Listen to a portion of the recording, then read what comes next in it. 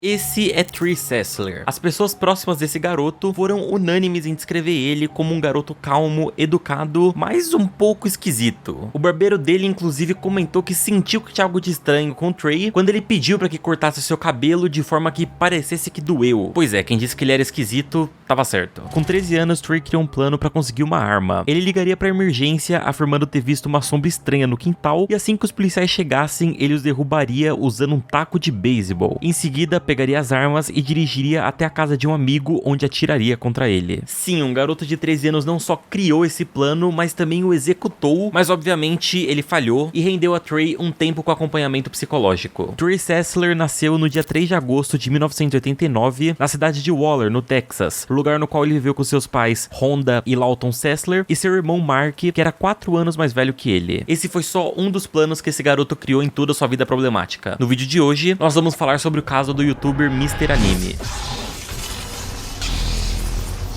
Tirando esse fato, a infância de Trey foi normal. Seus pais o amavam muito e parecia ter uma relação normal com ele e seu irmão. Trey e Mark eram muito próximos por sinal, e os dois se intitulavam melhores amigos, e isso era visível pra quem convivia com eles. Um dos colegas de classe de Trey conta que os dois sempre brincavam, faziam piadas e divertiam os amigos. No quesito relacionamento, Trey não era o garoto mais popular do colégio, mas tinha sua roda de amigos e se dava bem com todo mundo. Ele chegou a fazer parte da banda do colégio, mas saiu pra participar de um clube de vídeo, o que talvez tenha sido o pontapé pro início da sua vida no YouTube. Em 2006, aos 17 anos, Trey criou seu canal na plataforma com o nome de Landscape Productions. Ele foi um dos responsáveis por criar a comunidade de fãs de anime no YouTube, fazendo resenha do que ele assistia, junto com outros canais, como o Glass Reflection. A plataforma tinha apenas um ano de criação, então ainda estava engatinhando no quesito comunidades. Antes das resenhas de anime que o tornaram conhecido, o canal de Trey era voltado para sketches curtas, satirizando filmes populares na época, com diálogos bem genéricos e reações do público estrategicamente inseridas na edição. Hello, friend. Do you feel depressed in your life? Além de cenas de violência, onde Trey usava efeitos especiais criados por ele mesmo, que eventualmente se tornaram conteúdo do canal também. Nas cenas, Trey e seus amigos sempre apareciam armados com pistolas, espingardas, espadas, e as cenas de violência eram sempre bem elaboradas, às vezes até um pouco demais. Um dos curtas mais famosos do Trey, chamado Panda Flies at Midnight, fala sobre uma gangue interpretada por Trey e outros 3 amigos, cujo plano dá errado e decidem que a única saída é matar inocentes.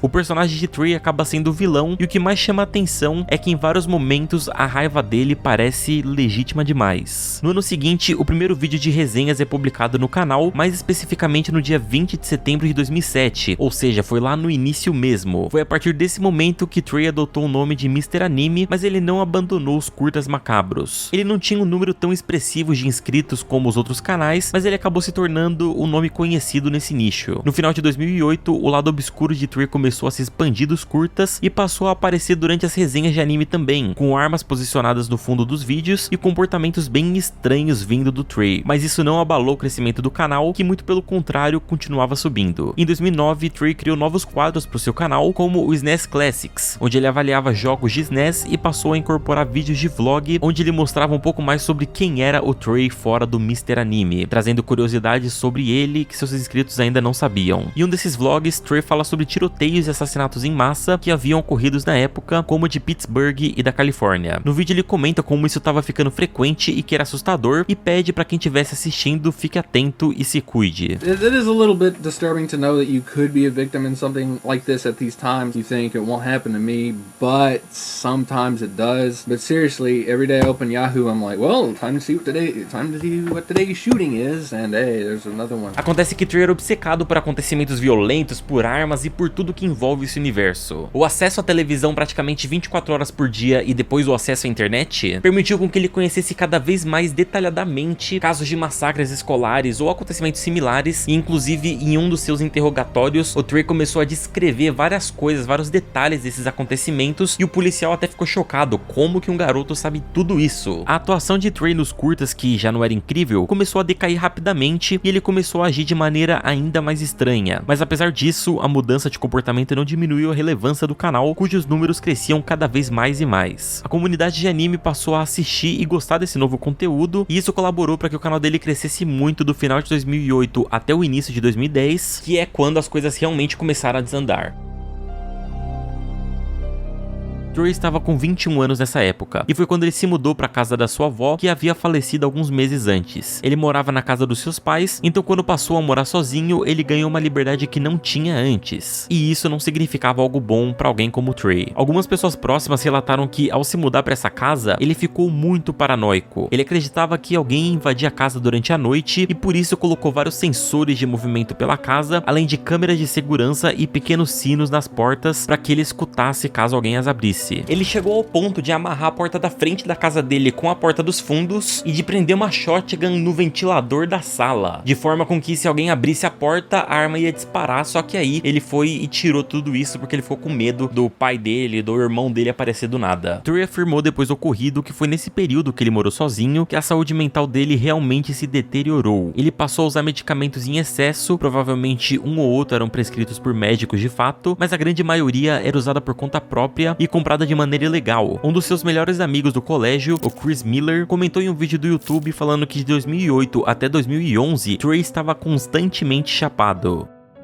Vamos falar sobre as drogas. Ah, cara, ele adorava drogas. Xanax, maconha, Vicodin, álcool, relaxante muscular, ele tomava tudo. E tudo isso enquanto tomava sertralina, que definitivamente não vai bem com álcool. Durante 2008 até 2010, ele estava constantemente drogado. Ele se formou em 2007 e eu em 2008, então frequentemente ele usava notas falsas para poder me tirar da sala de aula e aí podíamos fumar e jogar World of Warcraft na sua casa. Durante o divórcio dos meus pais em 2007, eu dormia na casa dele umas 4 vezes por semana. Seus pais nunca julgaram, sempre me receberam bem e ainda me hospedaram no Natal durante o meu primeiro semestre na faculdade. Eles eram demais, mas voltando ao abuso das substâncias. Honestamente, esse é um dos maiores problemas. Sua paranoia cresceu drasticamente. Seus pais lhe deram uma casa que era de seus avós, então literalmente ele tinha 370 metros quadrados para fazer o que ele quisesse e ele fez de tudo, bebeu muito, se drogou, ficou obcecado com a quantidade de substâncias e aí ele chamava amigos da escola para ir lá, ficar bebendo e ficar com uma imagem de gente boa. Ele também contou em outro momento que em uma noite, Trey ligou pra polícia pois tinha certeza que sentiu uma bala passar por cima da sua cabeça enquanto ele estava no quintal de casa. Ele ainda correu pra tentar pegar a arma, mas quando voltou, não encontrou o atirador. Deu pra perceber que ficar sozinho não ajudava no psicológico dele e facilitava muito pra ele entrar em piras, como criar planos malucos. Um deles seria o plano estádio, onde ele iria abrir fogo no estádio de futebol da escola que ele estudou, a Waller, durante um jogo lotado. Outro plano seria pra acontecer no festival anual de melancia de Hempstead, onde ele entraria com o carro acelerando a 110 km por hora, atropelaria todo mundo e se ele não ficasse muito ferido, ele ia começar a atirar nas pessoas. Se as coisas estavam estranhas em 2010, em 2011 elas pareciam ainda piores. Os próprios fãs do canal começaram a perceber que tinha algo de errado. Além do conteúdo usual do canal, Trey começou a postar vídeos de treino de tiro que ele fazia. E um deles existem vários comentários falando sobre como Trey parecia mais lento, e um deles falava inclusive que parecia que ele tinha usado drogas. Todo o comportamento de Trey estava estranho. Sua voz estava lenta, ele falava embolado, e em vários momentos desses vídeos é perceptível que ele fica sem ar ao falar. No final de 2011, Trey revelou em um vídeo que ele estava com suspeita de pneumotórax, que é basicamente a presença de ar entre duas membranas que revestem o pulmão, o que faz com que o pulmão entre em colapso total ou parcial, dificultando a respiração. Algumas semanas depois, Trey contou que fez um raio-x solicitado pelo médico e que os resultados indicavam que as condições dele não eram graves. Na verdade, estava no estágio bem inicial, então com tratamento correto e possivelmente uma cirurgia, ele ficaria bem.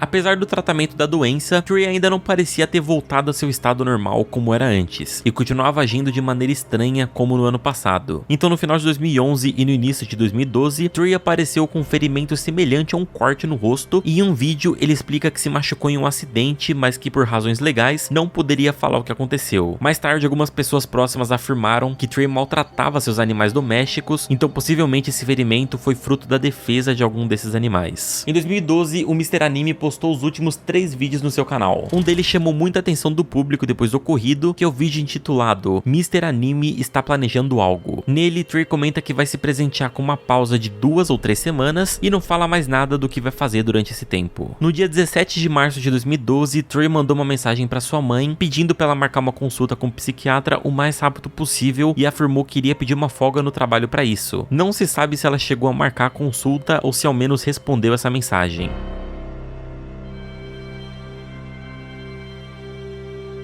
3 dias depois, dia 20 de março, pouco depois da meia-noite, Trey estava na garagem da casa dos seus pais quando chamou a sua mãe para ver algo no carro dele. Assim que a Honda entrou, Trey atirou 4 vezes nela. Logo em seguida, Trey segue para dentro de casa e é recebido pelo seu irmão Mark, que tinha escutado os tiros, mas não identificou o que era e comentou: "Você tá fazendo muito barulho aí fora." Trey ignorou completamente o irmão e andou até o quarto dele, pegou uma pistola, voltou pro corredor e atirou 2 vezes em Mark, que conseguiu correr pro banheiro e trancar a porta. Nesse momento, o pai de Trey estava dormindo e acordou com o barulho da porta fechando. Assim que ele foi perguntar o que estava acontecendo, ele foi atingido 2 vezes por Trey. Em seguida, ele foi até a porta do banheiro e atirou cerca de 7 vezes contra a fechadura até que conseguiu quebrá-la e derrubou a porta com um chute. Ao entrar no banheiro, ele encontrou seu irmão. Depois disso, ele fez mais 3 disparos, um em cada membro da família, pois ele não queria nenhum deles sofrendo, caído no chão por horas. Depois disso, ele deixou uma mensagem no telefone dos trabalhos dos seus pais, informando que eles não poderiam comparecer no dia seguinte. Quando desligou, eram cerca de 2 da manhã. Trey então começou a destruir a casa inteira, derrubando móveis, atirando nas luzes, atirando em seus animais e essencialmente massacrando a residência. Em seguida, ele escreveu na porta da casa que jamais conseguiria se perdoar, que não sabia por que tinha feito aquilo e pedindo para que Deus o ajudasse, e ele repetiu essa frase e várias outras frases semelhantes em diferentes locais da casa, como cortinas, armários e na parede. Trey então voltou para a garagem e dormiu no chão ao lado do corpo da mãe. Porém, esse não era o plano principal do Trey. No seu interrogatório, ele disse diversas vezes que amava sua família, que faria de tudo por eles, que recebeu várias coisas que ele queria, como um Mustang, pagamento de multas, permitiram com que ele pudesse morar sozinho, e Trey disse que daria sua vida para protegê-los de tudo que fosse possível.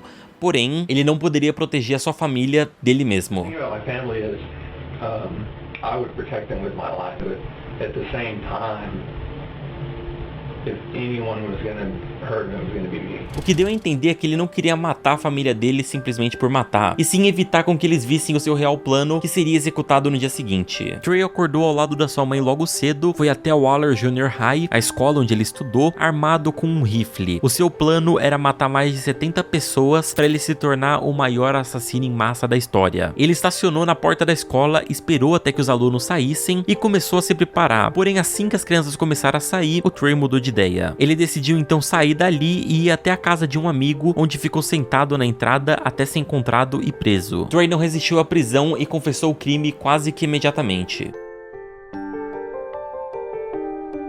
Uma das discussões mais frequentes em torno do caso do Trey é que ele retratava nos vídeos o que acontecia na sua mente. Em uma grande parcela de suas sketches, se não todas elas, Trey aparece como vilão lutando contra ele mesmo, no caso clones dele, um sendo do lado do mal, perverso, e outro ingênuo que sempre acabava perdendo. Além disso, o quadro de paranoia que ele desenvolveu quando morou sozinho na casa dos avós também foi retratado em vários vídeos do seu canal, onde no final, como a maior parte das sketches, também acabava matando um dos seus clones. É complicado ficar avaliando as coisas depois que tudo já aconteceu, mas observando os comportamentos dele, fica claro que algo estava muito errado. No início poderia até ser uma coisa bem de adolescente, mas é nítida que a situação estava piorando cada vez mais e mais, e eu acredito que se alguém tivesse ficado de olho nele um pouco mais perto, com um pouco mais de cuidado, talvez essa história não tivesse o final que teve. Lá nos Estados Unidos é muito comum que os jovens saiam de casa cedo, geralmente vão pra faculdade, aí eles vão morar em outro lugar, e aí uma boa parte vai sair de casa bem cedo. Porém, o Trey começou a fazer faculdade, mas não deu prosseguimento, ele largou no meio, também não arranjava um emprego bom, e essa situação começou a irritar o pai dele, e isso fez com que eles tivessem uma discussão bem forte lá pra meados de 2011. E aí no Natal daquele ano, o Trey comentou com um amigo que tava pensando em fazer algo muito ruim com o pai dele. Quando o Trey começou a ir na terapia, o pai dele deu uma acalmada, parou de ficar no pé dele, talvez por entender que o garoto realmente precisasse de ajuda, mas o Trey entendeu como se o pai dele visse ele como alguém doente, como um coitadinho, e isso o deixou muito bravo. Em determinado momento, Trey considerou se tornar um serial killer, mas ele desistiu da ideia, pois sabia que a ansiedade dele não permitiria que ele ficasse tranquilo, sabendo que a qualquer momento poderia ser descoberto. O que ele fazia para saciar essa vontade dele de matar era ir para pastos ao redor da sua cidade e atirar em animais de fazendas, ou fazer o mesmo com gatos e cachorro mesmo. Ele disse em interrogatório que tinha técnicas para ninguém nunca o descobrisse, e essas técnicas realmente funcionaram, já que ele nunca foi descoberto. Uma das coisas que Trey fez para que não descobrissem foi derreter a arma que ele usava para isso e enterrar no quintal. Em agosto de 2012, Trey foi sentenciado à prisão perpétua, sem direito a condicional, e inclusive ele mesmo pediu para que não tivesse esse direito, pois ele entendia que representava um risco para a sociedade. Depois da sentença, Trey foi transferido para a prisão de Waller County sob fiança de 5 milhões de dólares. Trey foi transferido mais 2 vezes desde então e atualmente está na Jester 4, uma prisão para condenados psiquiátricos, onde por sinal estão alguns dos prisioneiros mais perigosos do estado. Hoje, com 33 anos de idade, Trey é supervisionado 24 horas por dia para evitar que ele atente contra a própria vida. Você quer se tornar um programador, tendo 4 cursos com várias videoaulas, ensinando desde o básico até o avançado de HTML, PHP, CSS, JavaScript e muito mais, aprendendo a criar sites e até o sistema do iFood por um preço baratinho, com um valor único para ter acesso para sempre às videoaulas, com suporte certificado e podendo pegar seu dinheiro de volta em até 30 dias? Conheça o curso Full Stack da Dunk Code, o link tá na descrição.